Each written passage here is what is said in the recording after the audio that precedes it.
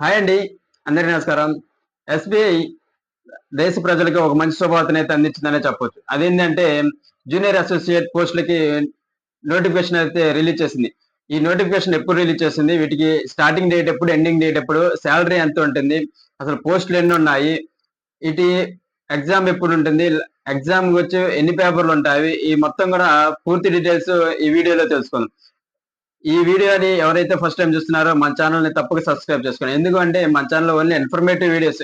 ఇటు job updates గానీ, ఇటు ఏదైనా గవర్నమెంట్ నుంచి వచ్చే ఇన్ఫర్మేషన్ గానీ మన ఛానల్‌లోనే అప్‌లోడ్ చేయడం జరుగుతుంది వీడియో రూపంలో. కాబట్టి ముందుగా మన ఛానల్ సబ్స్క్రైబ్ చేసుకోండి. ఇకపోతే వీడియోలోకెళ్ళిపోతే ఎస్‌బీఐ నుంచి 5,180 పోస్టులైతే రిలీజ్ చేసింది. ఇవి మొత్తంగా దేశం మొత్తం మీద 5,180 పోస్టులైతే రిలీజ్ అయితే ఇవి ఏ స్టేట్‌లో ఎన్ని పోస్టులున్నాయనేసి ఇప్పుడు ఒకసారి చూద్దాం. ఆంధ్రప్రదేశ్ వచ్చేసరికి 310, తెలంగాణ వచ్చేసరికి 250, అలాగే ఉత్తరప్రదేశ్ వచ్చేసరికి 514, మహారాష్ట్ర వచ్చేసరికి 476, తమిళనాడు 380, గుజరాత్ వచ్చేసరికి 220, కర్ణాటక వచ్చేసరికి 270.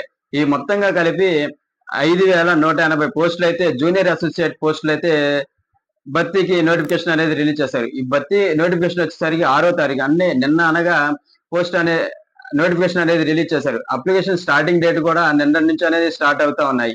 ఇకపోతే ఎండింగ్ డేట్ వచ్చేసరికి ఆగస్టు 26వ తారీఖున ఎండింగ్ డేట్. అంటే 20 రోజులు అనేది అప్లికేషన్స్ పెట్టుకోవడానికి 20 రోజులు టైం అనేది ఇవ్వడం జరిగింది. ఇకపోతే ఎండింగ్ డేట్ ఇచ్చారు 26. ప్రిలిమ్స్ కి మెయిన్స్ కి ఎగ్జాక్ట్ డేట్ అయితే ఇంకా ఏమి ఇవ్వలేదు. ఎస్టిమేటెడ్ డేట్ మంత్ వచ్చేసరికి సెప్టెంబర్ లో ప్రిలిమ్స్ అనేవి జరుగుతాయి.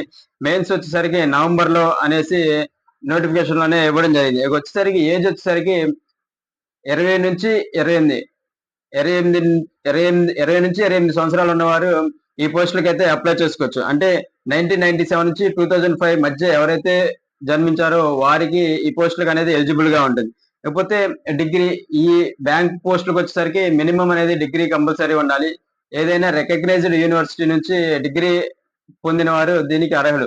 అలాగే బీటెక్ గానీ, డిగ్రీ గానీ ఫైనల్ ఇయర్ చదువుతున్న వారు ఈ పోస్టులకు అనేది అప్లై చేసుకోవచ్చు. అప్లై చేసుకున్న వారు డిసెంబర్ కల్లా వారి యొక్క పాస్ అయిన సర్టిఫికేట్ అనేది ఈ చూపించాలి.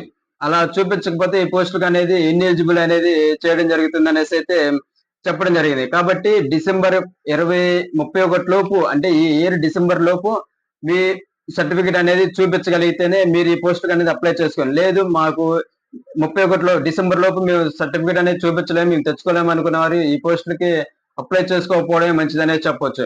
లేకపోతే ఈ మొత్తంగా వచ్చేసరికి 2 ప్రిలిమ్స్, మెయిన్స్. ప్రిలిమ్స్ వచ్చేసరికి 100 మార్కులు, 100 క్వశ్చన్లు 60 నిమిషాలు.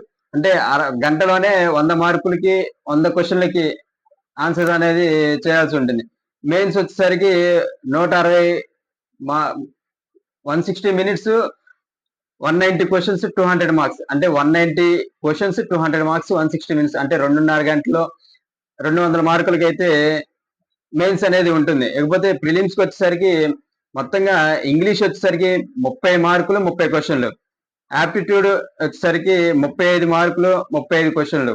అలాగే రీజనింగ్ వచ్చేసరికి 35 మార్కులు, 35 క్వశ్చన్లు. ఇవి మొత్తంగా ఒక్కో సెక్షన్ కి వచ్చేసరికి 20 నిమిషాలు. అంటే మొత్తంగా గంట లోపు అయితే ఈ ప్రిలిమ్స్ అనేది కంప్లీట్ చేయాల్సి ఉంటుంది. ఇక నెగిటివ్ మార్కింగ్ వచ్చేసరికి 1/4 నెగిటివ్ మార్కింగ్ అయితే ఉంది. కాబట్టి ఎవరైతే ఏ క్వశ్చన్లు అయితే తెలుసో వాటి మాత్రమే ఫిల్ చేయటం మంచిదనేది చెప్పొచ్చు. లేకపోతే మెయిన్స్ వచ్చేసరికి 190 క్వశ్చన్స్, 200 మార్క్స్, 2.5 మినిట్స్. లేకపోతే జనరల్ ఫైనాన్స్ వచ్చేసరికి 50 మార్క్స్, 50 క్వశ్చన్స్. అలాగే జనరల్ ఇంగ్లీష్ వచ్చేసరికి 40 మార్క్స్, 40 క్వశ్చన్స్. అలాగే ఆప్టిట్యూడ్ వచ్చేసరికి 50 మార్క్స్, 50 క్వశ్చన్స్. అలాగే రీజనింగ్ వచ్చేసరికి 50 మార్క్స్, 60 క్వశ్చన్స్ అయితే రావడం జరిగింది. ఈ మొత్తంగా 2.5 అవర్స్ లో ఇవన్నీ కూడా కంప్లీట్ చేయాల్సి ఉంటుంది మెయిన్స్ వచ్చేసరికి. ఇకపోతే లోకల్ ఎబిలిటీ టెస్ట్ అనేది కండక్ట్ చేయడం జరుగుతుంది. ఎందుకు అంటే 10th ఇంటర్ లో లోకల్ లాంగ్వేజ్ కి ఎవరైతే చూపించుకోలేకపోతారో వారికి లాంగ్వేజ్ ప్రొఫిషియన్సీ టెస్ట్ అనేది కండక్ట్ చేయడం జరుగుతుంది. వారికి మాత్రమే, లోకల్ లాంగ్వేజ్ లేని వారికి. లేకపోతే ఫీజు వచ్చేసరికి జనరల్ కేటగిరీ అలాగే ఓబీసీ, ఈడబ్ల్యూఎస్ వాళ్ళకి 750 రూపాయలు అయితే ఫీజు అనేది ఉండడం జరుగుతుంది. ఇక ఎస్సీ ఎస్టీ వాళ్ళకైతే ఫీజు అనేది అయితే ఏమీ లేదు. ఇకపోతే ఈ పోస్టులు అన్నిటికి వచ్చేసరికి శాలరీ వచ్చేసరికి గ్రాస్ వచ్చేసరికి 46,000 వరకు ఉంది. అలాగే బేసిక్ వచ్చేసరికి 26,750 అయితే వీటికి బేసిక్ శాలరీ. కాకపోతే ఈ ఎగ్జామ్ ఫీజు వచ్చేసరికి ఓన్లీ ఆన్లైన్ లోనే పే చేయాల్సి ఉంటుంది, నాట్ అండ్ ఆఫ్లైన్. పోస్టులు బ్యాంక్ పోస్టులు మొత్తం కూడా ఆన్లైన్ లోనే అప్లై చేసుకోవాలి. ఈ పోస్టులకి ఎవరైనా అప్లై చేయాలి అనుకుంటే మన డిస్క్రిప్షన్ లోనే లింక్ అనేది ప్రొవైడ్ చేయడం జరిగింది. ఈ యొక్క లింక్ ద్వారా కూడా మీరు పోస్టులకు అనేది సొంతంగా పెట్టుకోగలిగితే ఈ లింక్ ద్వారా పోస్ట్ అనేది అప్లై చేసుకోవచ్చు.